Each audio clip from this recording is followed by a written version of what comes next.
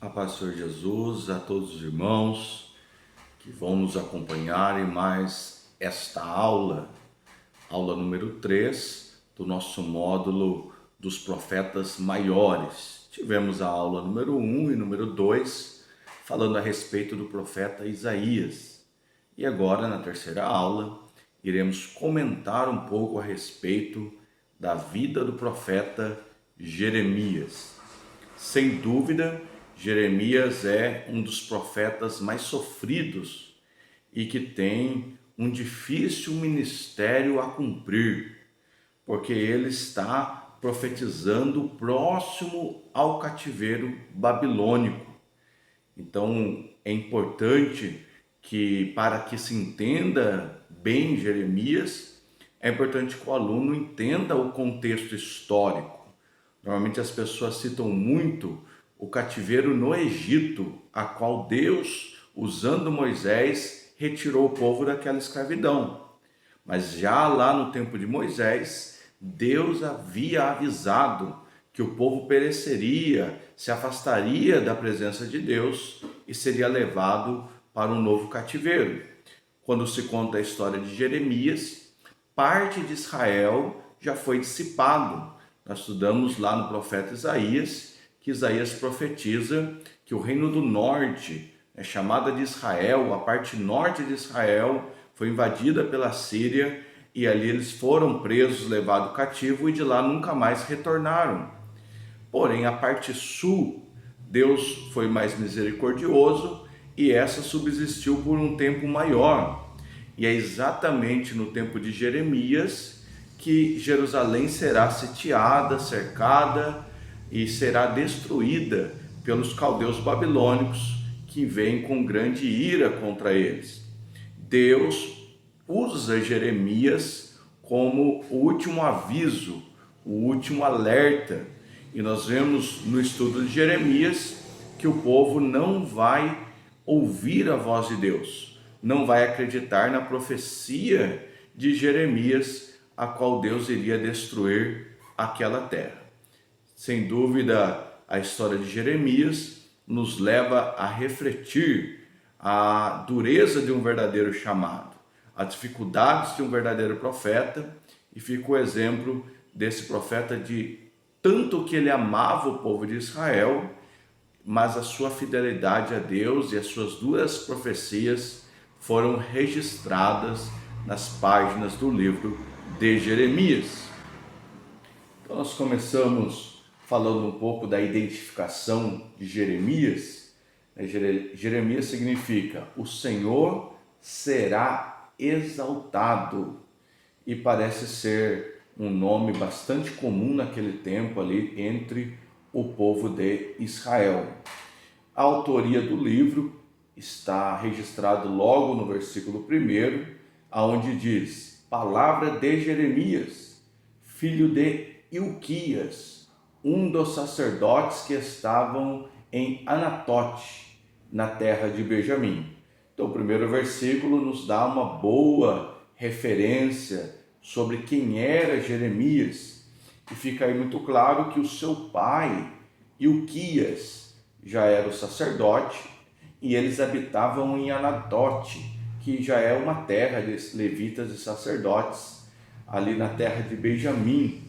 Então, por isso, muito se fala de que Jeremias não desejava ser profeta. Jeremias possivelmente também seria sacerdote, assim seguindo o exemplo do seu pai, Ilquias. Jeremias ele habitou lá em Anatote, e fica muito claro que também quando ele começa com as suas profecias, que o povo não gostava ali de Jeremias. Olha o texto muito interessante de Jeremias capítulo 11, verso 21, que diz: portanto, assim diz o Senhor acerca dos homens de Anatote, que buscam a tua vida, dizendo: não profetizes no nome do Senhor, para que não morras às nossas mãos. Então veja que Jeremias ele sofre uma perseguição, uma oposição ali referente aos próprios conterrâneos dele. Anatote é uma cidade ali da região de Jerusalém, não é muito longe de Jerusalém. Tem aí o mapa aparecendo aí no vídeo para que vocês possam dar uma conferida na localização. Jeremias teve um ministério que vai passar aí por pelo menos 5 reis, 5 reinados diferentes, tendo aí um período em torno de 40 anos de duração. É sem dúvida um ministério dos mais difíceis exercidos na Bíblia, porque ele tem que profetizar contra um povo a qual sofrerão a ira de Deus, né, e não se arrependerão. Então eles vão refutar, né, não vão querer ouvir as verdadeiras profecias de Jeremias e também darão ouvidos a falsos profetas. Jeremias capítulo 15, verso 10 diz assim: Então eu disse, como estou aflito, minha mãe, quem dera eu tivesse morrido ao nascer. Sou odiado em todo lugar. Não sou um credor que ameaça cobrar a dívida, nem um devedor que se recusa a pagá-la. Ainda assim, todos me amaldiçoam. Então Jeremias sofre na pele a dureza do teu chamado, alguém que não foi chamado para profetizar, para agradar, né, para ganhar aplausos, mas na sua fidelidade profetizou aquilo que os homens não queriam ouvir. E ele tem uma grande referência aí de Uquias, que é o pai dele, como há pouco falamos, porque Uquias vai aparecer lá no 2 Reis, capítulo 22, 23, onde Uquias é aquele sacerdote que vai encontrar a lei do Senhor perdida no templo. Você vê que os templos eram de fato trabalhosos. Eles haviam se corrompido de uma tal forma que eles acabam se perdendo da lei do Senhor. E então Uquias vai encontrar a lei do Senhor no templo e vai pedir para que se leve até o rei Josias. Josias, ao ver a lei e ver que eles estavam em desobediência, vai promover uma grande reforma, vai promover ali um verdadeiro avivamento, um arrependimento. Você vai ler ali nas páginas dos reis a grande obra que Josias faz quando descobre a respeito da vontade do Senhor da lei. Então ele vai destruir os postes ídolos, vai tentar mudar ali a forma que o povo cultua, para que eles possam cultuar ao Deus de Israel. Então Uquias possivelmente tem uma grande influência na vida de Jeremias, dando a ele um modelo de fidelidade. 2 Reis, capítulo 22, 8, vai dizer: Então disse o sumo sacerdote Uquias ao escrivão Safã: Achei o livro da lei na casa do Senhor. E Uquias deu o livro a Safã e ele o leu. Você vê que Josias, embora seja um rei temente a Deus, né, a conta, né, o pecado ali de Judá é tão grande que mesmo com a reforma de Josias, algum tempo depois vem a destruição de Jerusalém e da parte sul, chamada Judá. E uma grande questão que você tem logo no capítulo 1 ali de Jeremias, Jeremias era criança quando ele foi chamado pelo Senhor. Muito pregado essa passagem de Jeremias, né, quando o Senhor diz que ele foi escolhido desde o ventre como profeta. Ele diz que é uma criança e não sabe falar. A Bíblia não fala com clareza a idade de Jeremias. Então fica aí um espaço muito vago, uma questão vaga. Mas a maioria dos comentaristas vão dizer que Jeremias poderia ter de 14 a 20 anos. E a questão de dizer eu sou uma criança pode ser muito bem traduzida como eu sou ainda jovem. Veja que desde 14 a 20 anos poderia ser considerado uma pessoa jovem. Então ele diria, Senhor, ainda eu sou jovem, sabendo ele da dificuldade que seria profetizar para o povo de Israel. Outros, porém, também vão acrescentar que poderia ser uma forma de expressão, né? Dizendo ali que ele poderia ter alguma idade, mas ser ainda muito jovem para exercer esse ministério. Então seria uma forma de se expressar dizendo que ele não gostaria de ter o ministério profético, e aí sim aquela ideia de seguir o ministério do seu pai Ilquias como o sumo sacerdote. E o profeta Jeremias, por que ele é chamado de profeta chorão? Porque ele fica ali entre a ordem de Deus de destruição e o amor que ele tem pelo povo de Judá. Ele é alguém que ama aquela nação, é alguém que quer o bem daquela nação, que acredita nas promessas de Deus para aquela nação. E quando aquilo que ele quer é contrariado pelas mensagens que Deus dá a ele querendo que Deus exalte aquela nação, que Deus restaure aquela nação, e Deus usando ele para que traga uma sentença de destruição para aquela nação. Então o Jeremias ele vai sentir muito, na pele o peso das suas profecias. Isso vai fazer com que o jugo seja ainda muito mais pesado do seu ministério.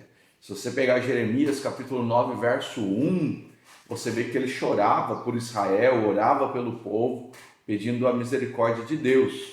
Vai dizer assim o texto: ó, se a minha cabeça se tornasse em águas, e os meus olhos numa fonte de lágrimas, então choraria de dia e de noite os mortos da filha do meu povo.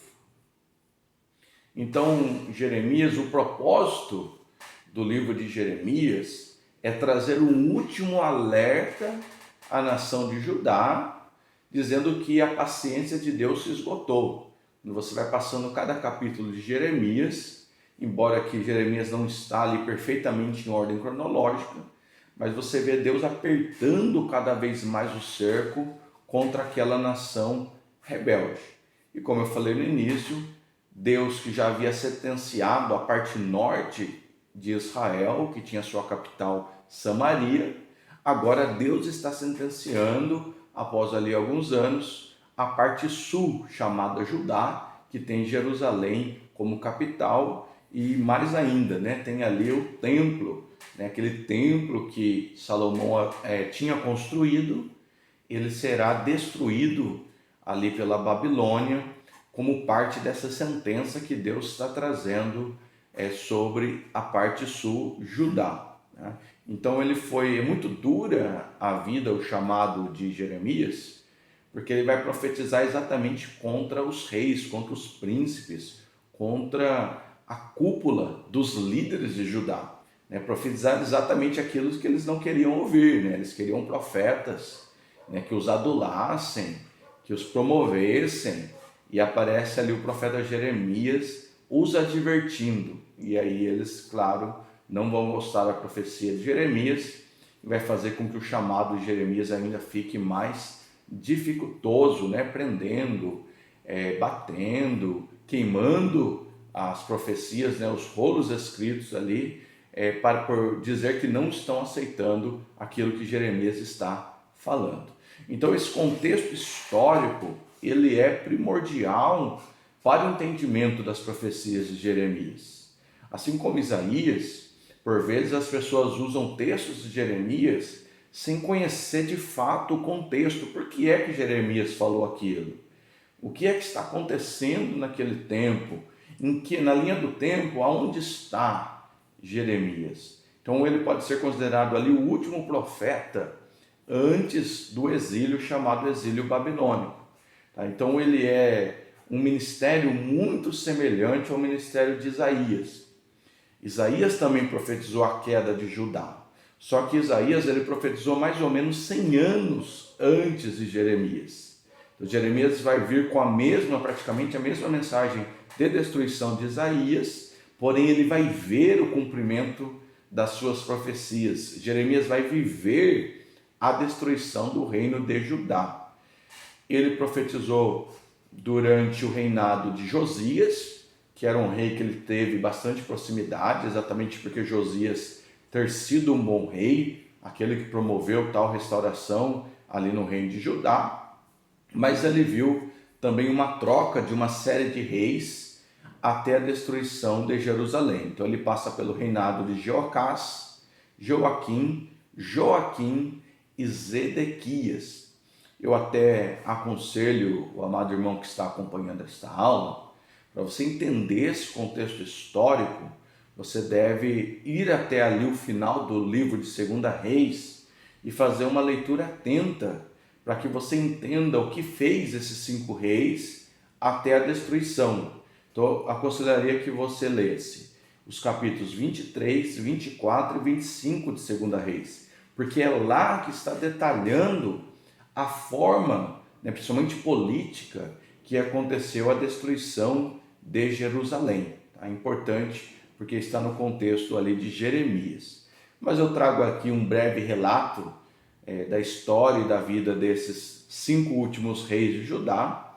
Josias, é um deles, a qual Jeremias tinha uma certa proximidade. Com a morte de Josias, feita pelo faraó Neco, o egípcio, quando esse queria passar ali no caminho de Israel, e Josias vai contra ele, o Egito, uma grande potência, vai acabar matando Josias, embora fosse um bom rei. Deus acaba permitindo a morte dele, e Jeremias ele vai sentir muito, ele inclusive vai escrever uma lamentação pela morte do rei Josias. Aí você tem Joacás, que é aquele que vai reinar após Josias, vai reinar apenas por 3 meses, porque o faraó Neco, no tempo do auge ali do Egito, vai também ali prender Joacás, e depois levando ele para o Egito, depois de algum tempo, Joacás vai morrer. Então, ele acaba reinando apenas por 3 meses. Aí você tem alguns reis que foi mudado o seu nome. O que vai acontecer? Antes da Babilônia destruir Judá, ela ficou serva do Egito. Então o Egito começou a mandar em Judá, e Judá começou a pagar tributos, impostos, mandar prata, ouro para o Egito. Então eram reis que reinavam, mas sob o domínio do Egito.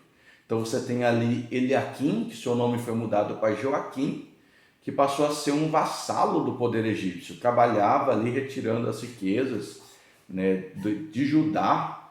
Eles eram explorados, lembra aquela história de Brasil-Portugal, da exploração de Portugal pelo Brasil?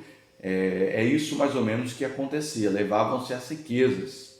Tá? E esse rei, Joaquim, não aceitava, era um dos que se levantaram contra as profecias de Jeremias, é aquele que vai inclusive queimar as profecias escritas de Jeremias. Então ele estava sob o jugo do faraó Neco, o mesmo que tinha matado ali o rei Josias e prendido ali Joacás.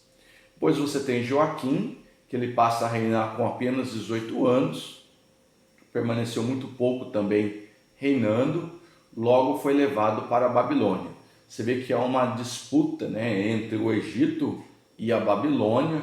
Uma hora o Egito sobressai, mas agora, a partir de Joaquim, a Babilônia começa a dominar o Egito também e vai se transformar em uma grande nação, um grande império, um dos maiores que existiram.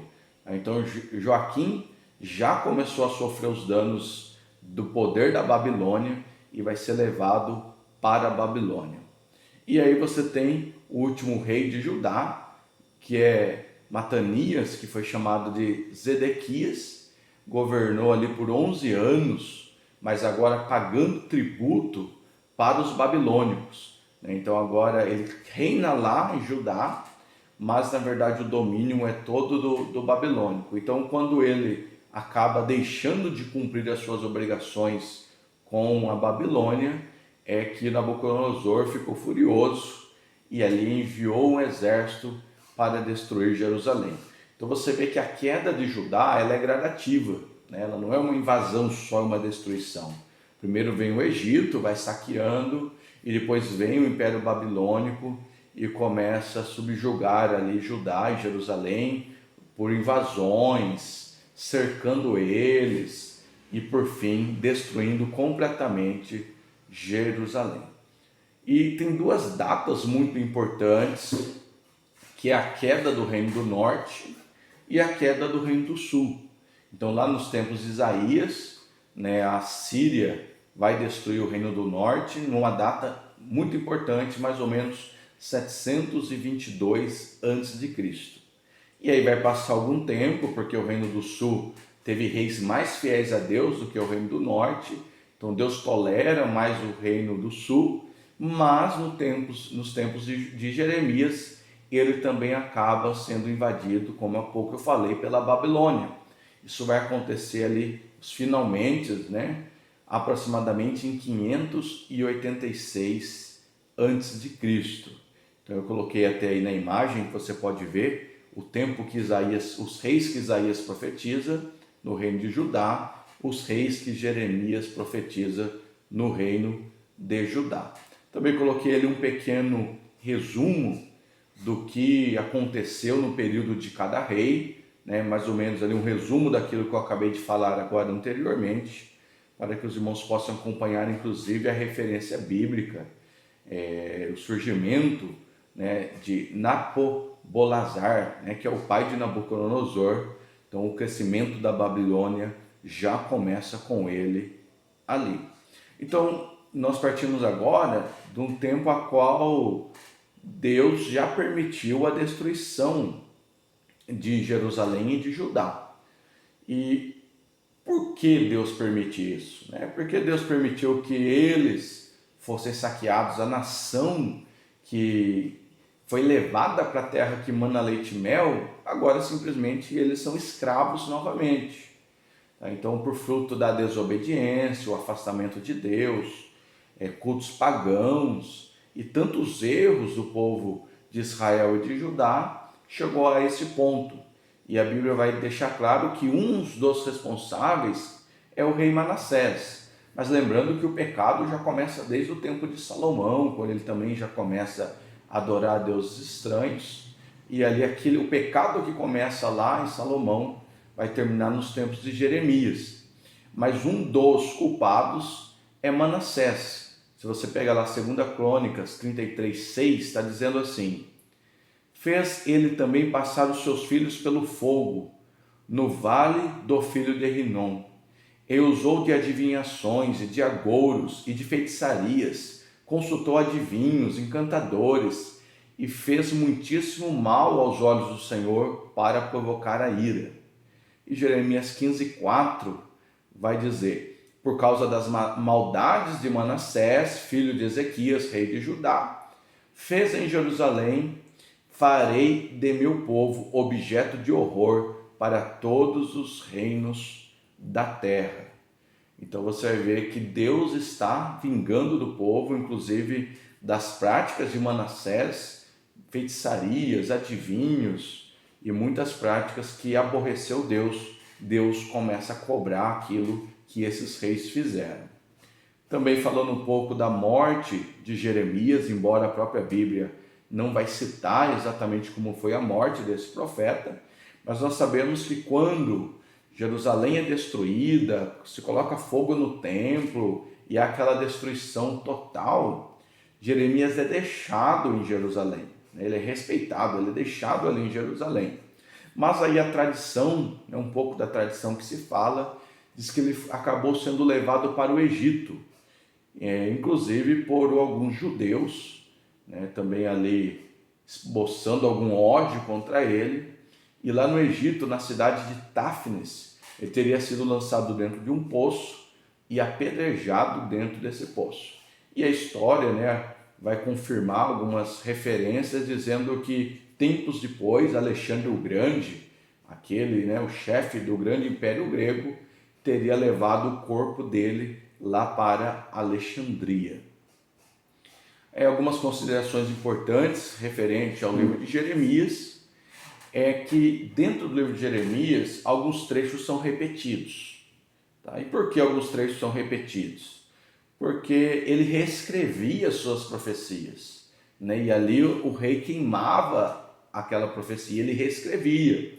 Então possivelmente depois foi unido as partes dessa profecia e ali haviam profecias repetidas que acabam se espalhando pelo livro de Jeremias. Por isso a dificuldade de executar uma cronologia dentro desse livro. Se você tem o nosso material em mãos e você ir até a página 67, Lá você terá uma referência dos pontos que se repetem dentro do livro de Jeremias. Olha o texto de Jeremias 36, 28, que diz: toma ainda outro rolo e escreve nele todas aquelas palavras que estavam no primeiro rolo que queimou Jeoaquim, rei de Judá. Então Deus dando ordem para ele escrever de novo. Então, possivelmente o seu assistente vai escrever por muitas vezes as suas profecias. Baruque é quem escrevia para Jeremias, né? Jeremias 36, 4. Então Jeremias chamou a Baruque, filho de Neris, e escreveu Baruque da boca de Jeremias no rolo de um livro todas as palavras do Senhor que lhe tinha falado. Também agora, para dar continuidade ao nosso estudo, vamos dividir em algumas partes para que possamos dar uma pincelada nos capítulos do livro de Jeremias.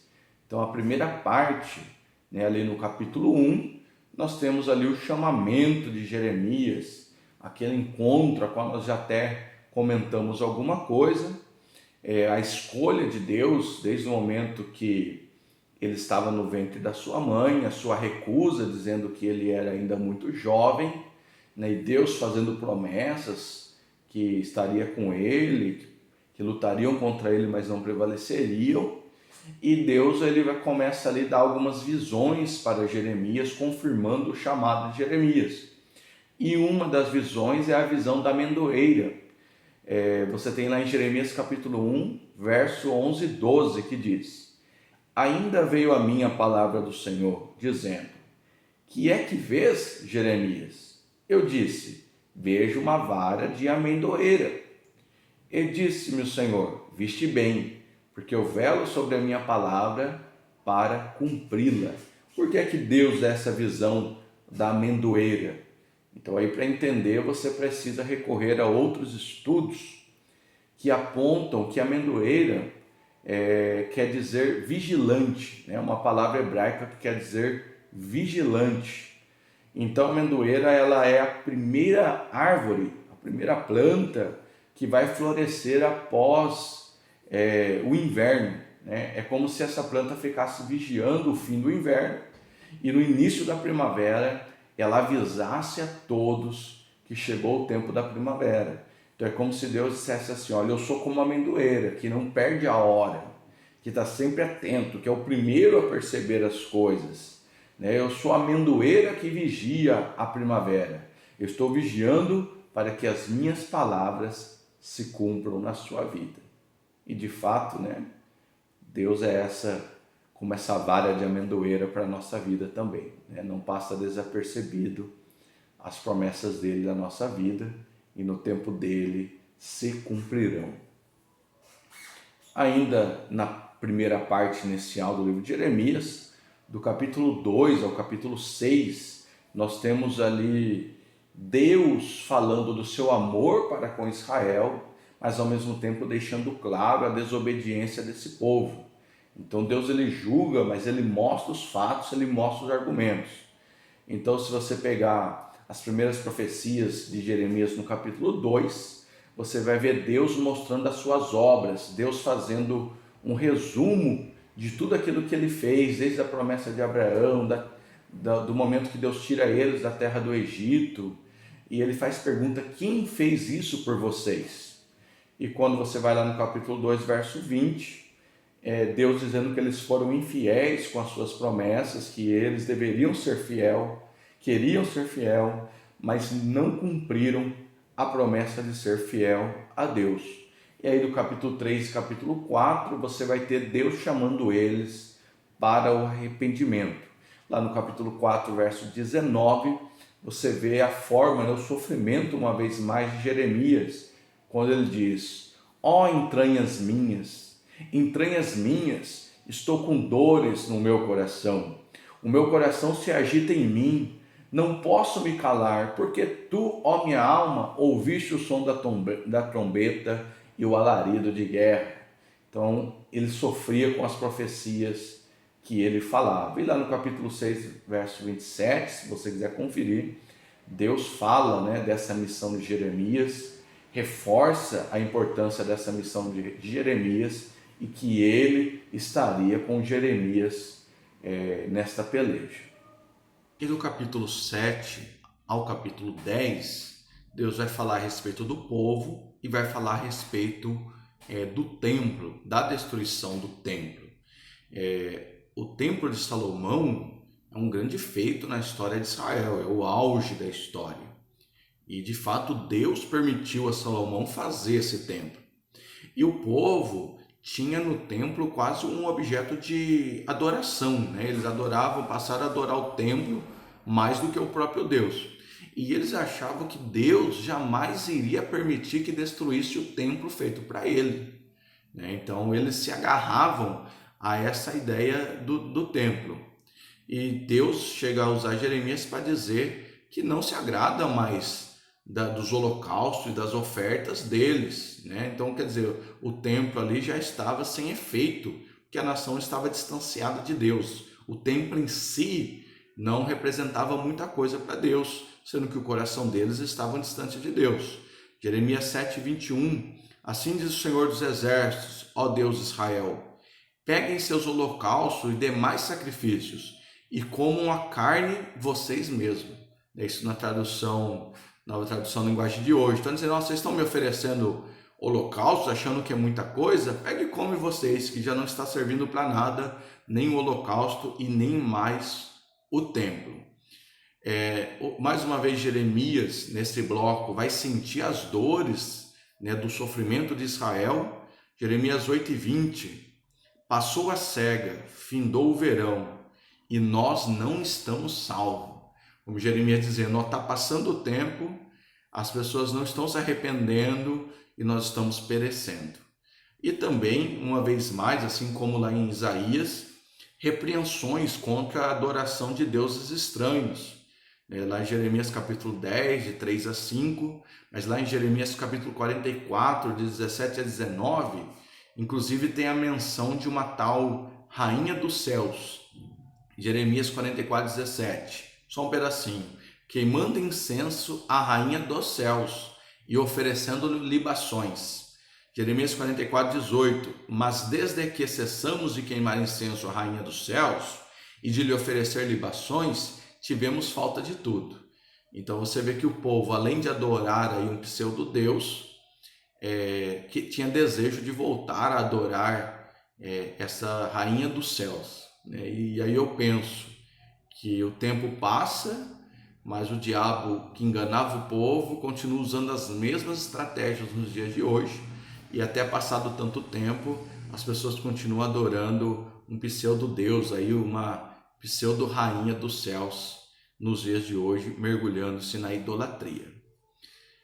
Na segunda parte, o tema é Deus e o profeta. É uma parte a qual Deus vai falar ali diretamente com o profeta. E fica muito claro que o profeta Jeremias talvez seja muito distante da vida de alguns profetas dos dias de hoje, né? Que os profetas famosos dos dias de hoje é símbolo de riqueza, de ostentação, de fama, né? Mas vários textos mostram que ninguém queria ser profeta naquele tempo, devido ao sofrimento de Jeremias, além de uma vida muito solitária, né? Rejeitado no palácio, rejeitado no templo, rejeitado na sua cidade, um preço muito alto. Então você tem lá Jeremias 20, do 14 ao 18, Jeremias 17, 18 e Jeremias 18, 18, que eu vou ler na tradução linguagem de hoje. Então o povo disse, venham, vamos planejar um jeito de nos livrar de Jeremias. Temos vários sacerdotes e também homens sábios e profetas. Não precisamos que ele nos ensine a lei e não precisamos de seus conselhos e profecias. Vamos espalhar boatos ao seu respeito e ignorar o que ele diz. Veja que o povo queria ouvir aquilo que agradavam a eles mesmos. Vamos ouvir as profecias que nos agradam, vamos correr atrás dos falsos profetas, porque eles falam aquilo que nós queremos ouvir. Vamos dispensar os ensinamentos de Jeremias, porque Jeremias ensina de uma forma muito dura. Eu não preciso dele. Vamos ouvir aqueles que nos agradam. Então, uma vez mais, o contexto que se aplica aos dias de hoje. Nem sempre as pessoas querem ouvir a verdade. Nem sempre as pessoas querem ouvir de fato aquilo que é a palavra de Deus. Nem sempre as pessoas querem aprender a palavra de Deus, querem procurar aquilo que agradam aos seus ouvidos. E mesmo assim, Jeremias continua amando Israel, amando o povo ali, e Deus chega a dizer a ele que pare de interceder pelo povo. Pelo menos 3 vezes ele vai registrar ali a sua oração em favor do povo.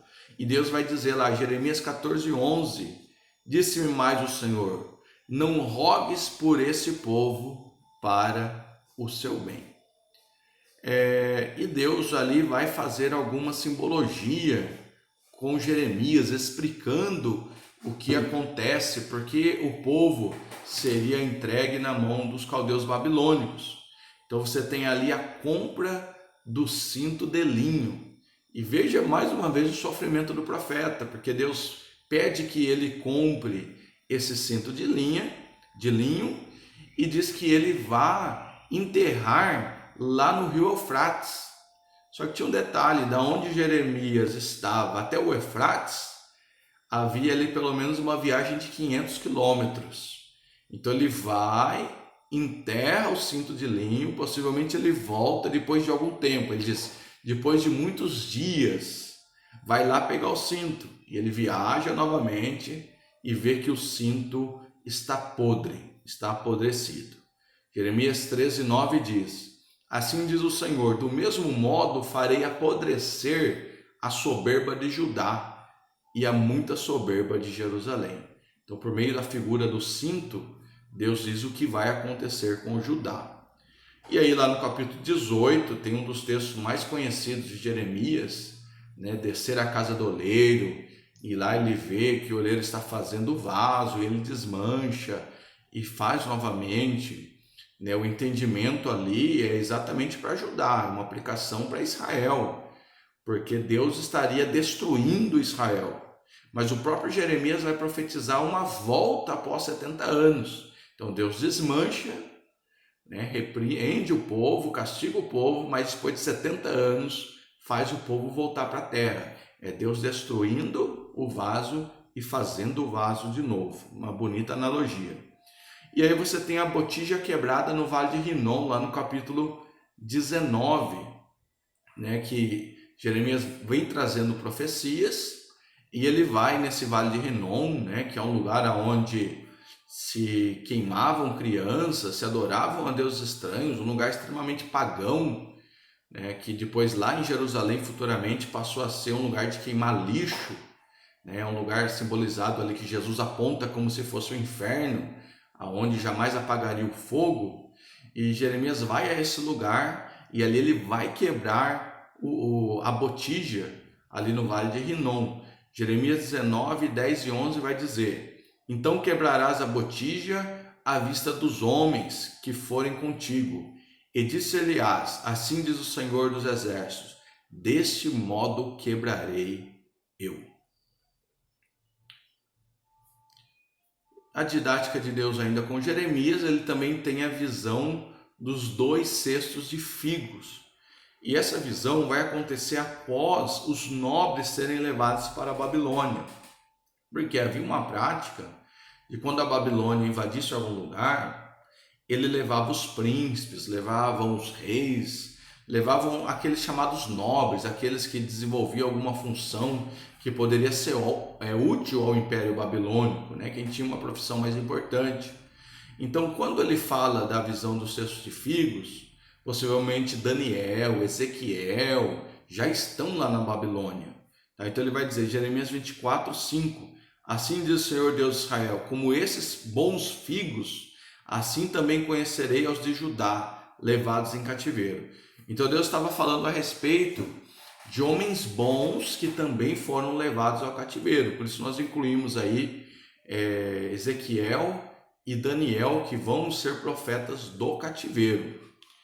E aí outra figura que Deus usa é a ordem para Jeremias fazer os kanzes, está lá no capítulo 27, 2 e 3.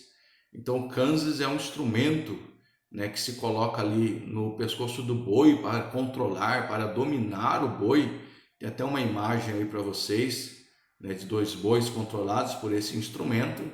Jeremias faz uma espécie desse instrumento para colocar no seu pescoço, e Deus ordena que ele também envie esses cães para alguns reis de Edom, Moabe, Amon, Tiro e Sidom. E qual que é a ideia disso? A resposta está lá em Jeremias 27:6. E agora eu entregarei todas essas terras na mão de Nabucodonosor, rei da Babilônia, meu servo, e ainda até os animais do campo lhe dei para que o sirvam. Então está dizendo assim, pessoal, todo mundo vai ser escravo da Babilônia, não adianta vocês correr, tá? Então esse instrumento era um símbolo dessa escravidão que viria por meio da Babilônia. Aí você tem uma outra parte no livro de Jeremias, onde você tem profecias contra os reis. Então você tem lá capítulo 21, profecia contra o rei Zedequias, capítulo 22, profecias contra Jeoacás e Joaquim, capítulo 25, profecias falando sobre os 70 anos de cativeiro. E aí é um ponto importante, porque o Deus que leva também é poderoso para trazer de volta após aquele cativeiro. Jeremias 25:12 diz: acontecerá, porém, que, quando se cumprirem os 70 anos, visitarei o rei da Babilônia e esta nação, diz o Senhor, castigando a sua iniquidade. Então, Jeremias também profetiza a queda do Império Babilônico. Você tem também ali a quinta parte, que são assuntos diversos. Entre eles, nós destacamos aí a profecia de um falso profeta chamado Ananias. Se você tem o nosso material em mãos, ou se você deseja também ser um dos nossos alunos, está acompanhando essas videoaulas, no nosso material vai esses slides que eu utilizo aqui nas videoaulas, mas vai também aí o conteúdo do módulo, Pode ser o PDF, pode ser o livro, onde você, tendo ele em mãos, tem aí um complemento daquilo que eu falo aqui. Se você tiver em mãos o material, você pode ir lá na página 79, no item 2, vai estar ali falando a respeito do falso profeta chamando Ananias. Você tem o capítulo 29, Jeremias leva a carta aos oficiais cativos, que já estavam presos lá na Babilônia. O conteúdo da carta está no capítulo 29, do verso 4 ao verso 28. E aí você tem também mais promessas desse retorno, lá no capítulo 30, capítulo 31 e também lá no 53. No capítulo 36, você tem aquela parte que o rei não quer ouvir as profecias de Jeremias. Você vê que ali o reino já estava subjugado pela Babilônia, e mesmo assim o rei não quer ouvir Jeremias, vai queimar os rolos, e os rolos serão reescritos ali por meio de Baruque e levados novamente à insistência da profecia. Você tem também uma sexta parte, que são as profecias contra as nações.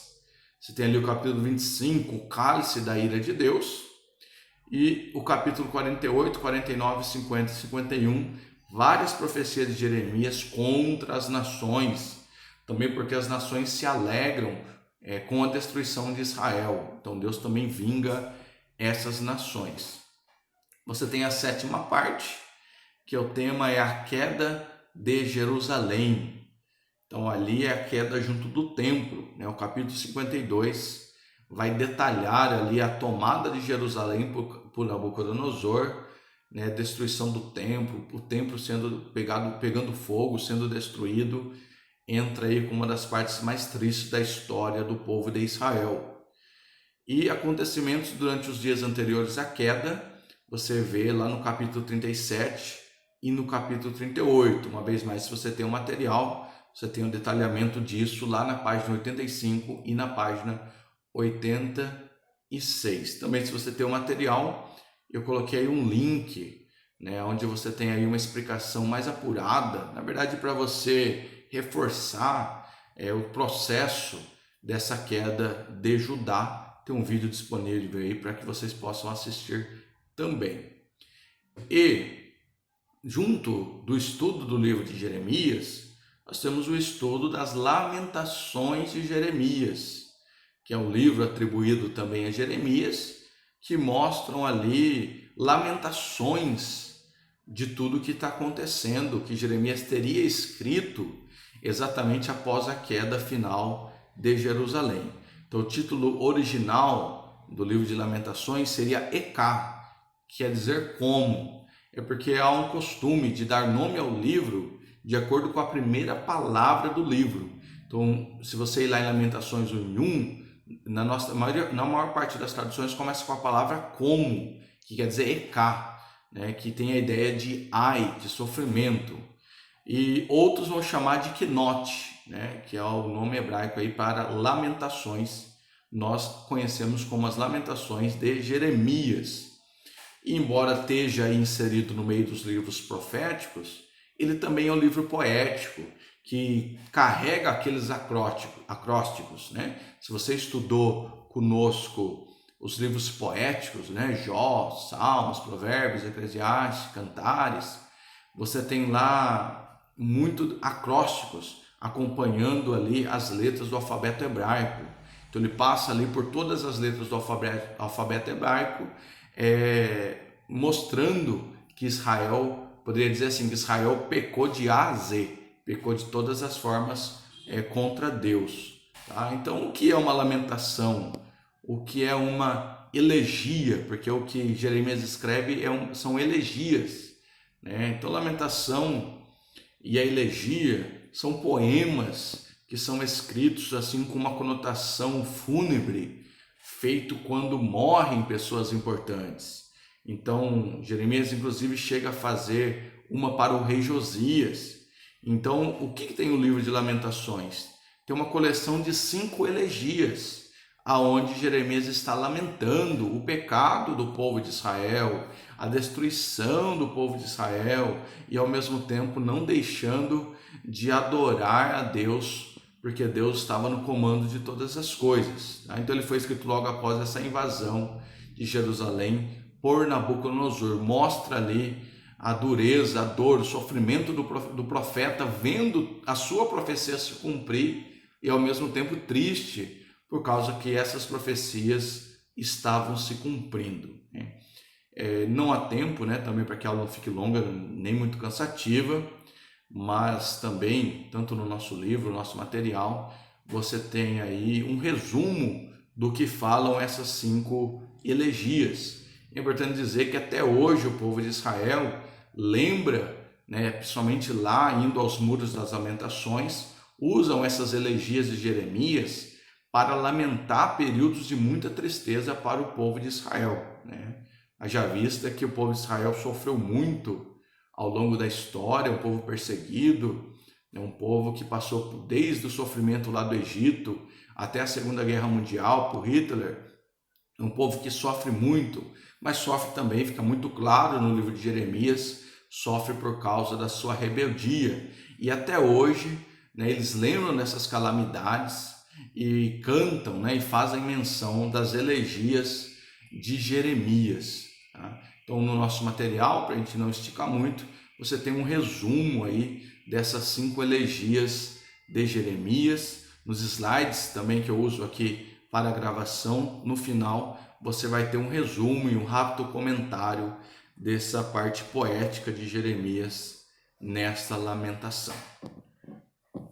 Amém? Então, meus irmãos, eu agradeço a sua companhia, a sua atenção, lembrando que estudar não é simples, estudar não é fácil, por muitas vezes é cansativo, né? Você está aí quase 1 hora aí acompanhando essas aulas, mas é aquilo que eu sempre digo, crescer dói, né? E quando você está aqui, você está sofrendo as dores do crescimento, mas pior do que a dor do crescimento é a dor daqueles que nunca crescem.